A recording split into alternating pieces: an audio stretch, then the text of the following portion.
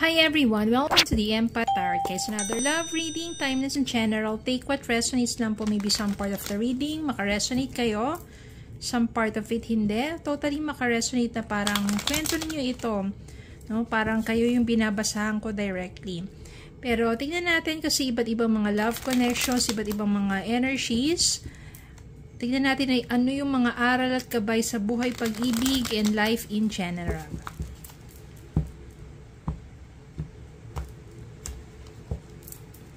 Spirit, can send me messages anong love connections ito, lessons in life and guidance ang nais mong iparating sa amin, mga aral at gabay sa buhay, pag-ibig, and life in general.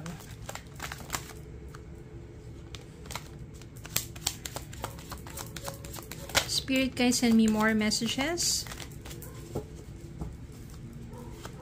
Tungkol ba ito sa person nila? Ano ba ang nais?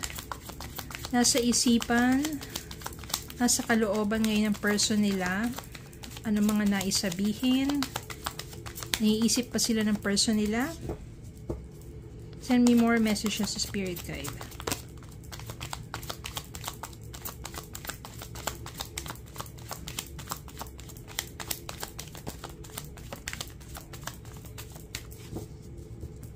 Okay, let's see.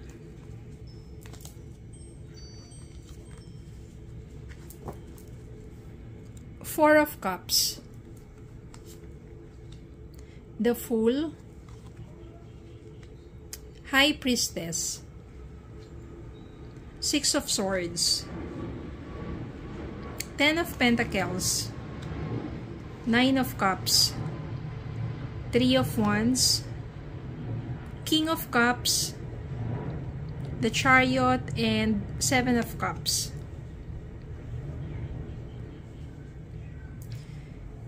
Magaganda naman ang mga energies dito at sa tingin natin kung iniisip pa kayo ng person mo, I think so, no? Kasi nandito si Four of Cups. Maari kasi na yung person mo, ikaw pa rin ang nasa isipan yan.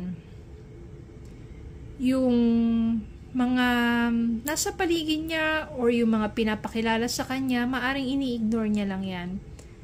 No, or maybe ito yung energy mo. No, you keep thinking of your person kahit na may mga bagong person dyan sa paligid mo. Reversal po ang energy. Pwedeng energy mo to, pwedeng energy ng person ninyo. Take what resonates po. You're trying to move forward with your life. No, parang maaring sa relationship ninyo ng person mo, may mga pinagdaanan kayong mabibigat. No, do sa relasyon ninyo and mahirap, kaya siguro ngayon medyo wala kayong contact pero yung person mo keeps thinking of you. Three of Wands, parang nagpaplano na mag-reach out sa'yo, nagpaplano na maraming bagay tungkol sa inyong dalawa because your person, yan, King of Cups, still loves you. Maari tong person mo medyo mas may edad sa'yo. He's emotionally mature. No, hindi siya basta-basta umano sa mga, sabihin natin, mga dramas o emotion. Mature enough to know how to handle. Kaso lang, ano ba yung dahilan kung bakit maaring nagkalayo kayo? Marami kasi ditong options, oh. Maaari ito ang mga pinagdaanan ninyong dalawa at naging hindrance sa inyong relationship is yung mga pangarap. Yung mga pangarap mo, since you are younger than with your person, you still have to reach, no, yung mga dreams mo in life.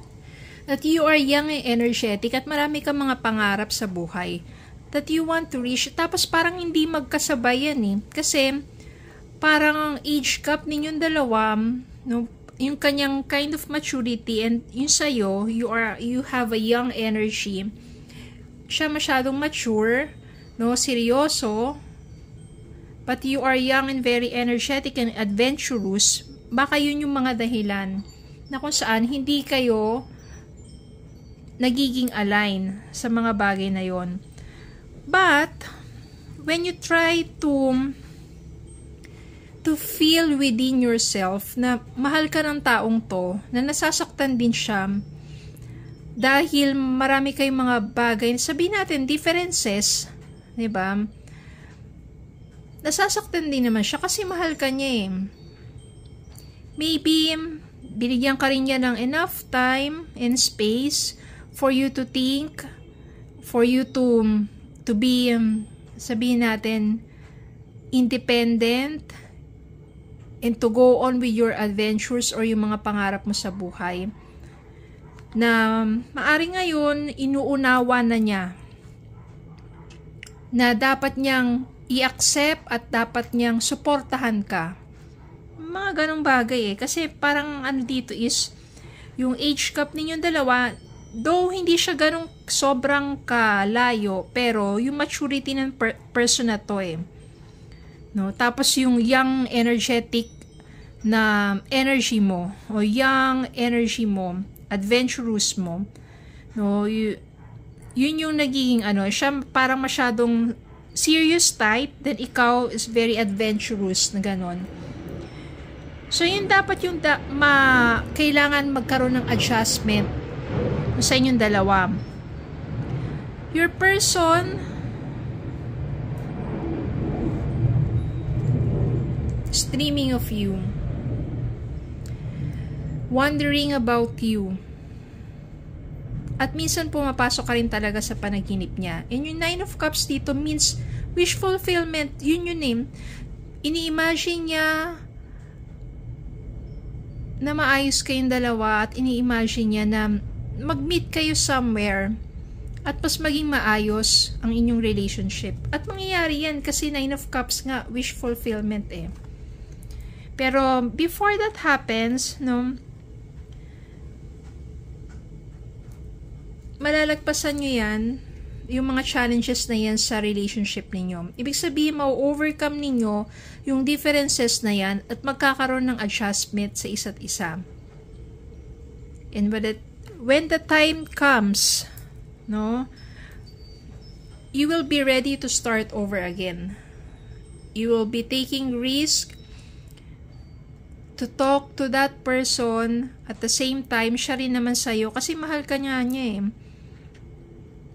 No, palagi kang nasa isipan ng taong to and keeps wondering about you right now kung ano na nangyayari sa buhay mo. Kasi nga, binigyan ka niya ng freedom eh. Parang freedom, go on with your adventure. Nandito lang ako, naghihintay lang ako kapag ready ka na. Ikaw yung ano eh. I can sense here na parang ikaw yung mas more of going, taking different things, trying different things, samantalang siya, serious na siya, na parang ready na siya for a long-lasting commitment. Naghihintay lang siya. And when the time comes that you are ready for the kind of love, maybe, eto na yun. 10 of Pentacles. No, parang you will accept kung ano man yung differences ninyo at the same time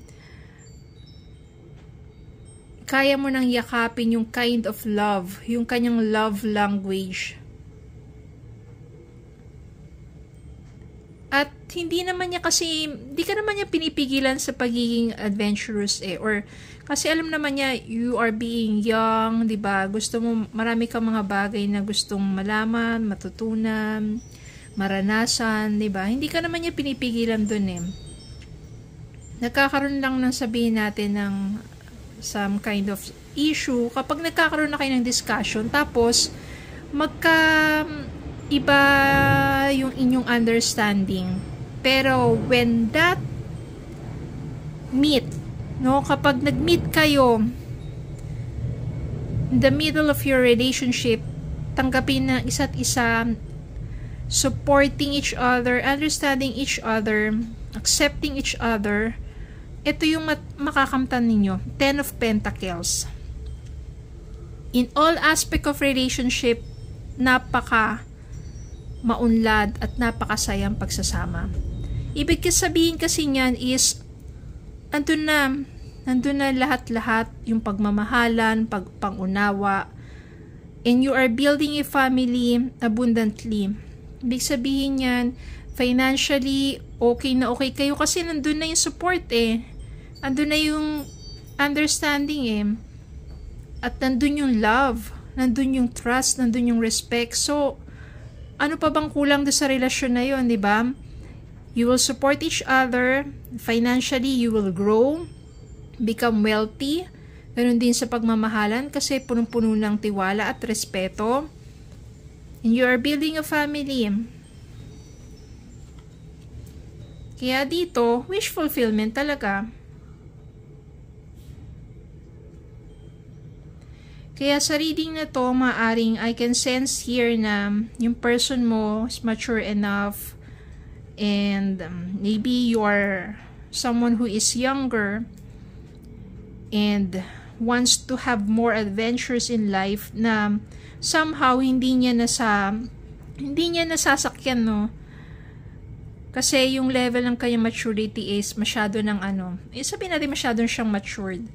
No, pero pag nag-meet kayo in the middle, because there is love, mahal ka ng taong to, he keeps wondering kung nasaan ka na ngayon, how are you, diba? And when the time comes that you feel deep within you na swerte ka na sa taong to magiging okay na lahat. Again, take what resonates and energy is reversal. Maaring ang sinasabi ko na ikaw yung taong mas mature, ikaw yung taong mas may malaki yung pangunawa, and your person is someone who is younger, who is adventurous, diba? And when the time comes that your person ay handa na, no, nararamdaman niya yung tunay na pagmamahal at ready na siya to step higher do sa maturity mo, okay na kayong lahat, and it will be a wish fulfillment. Mas magiging maayos ang inyong pagsasama. And nothing is impossible, especially when you believe, when you have faith in love. Okay, so yun lang po. Maraming salamat po for watching. Please don't forget to like, share, comment, subscribe, follow me Facebook and YouTube. Have a good day po and God bless.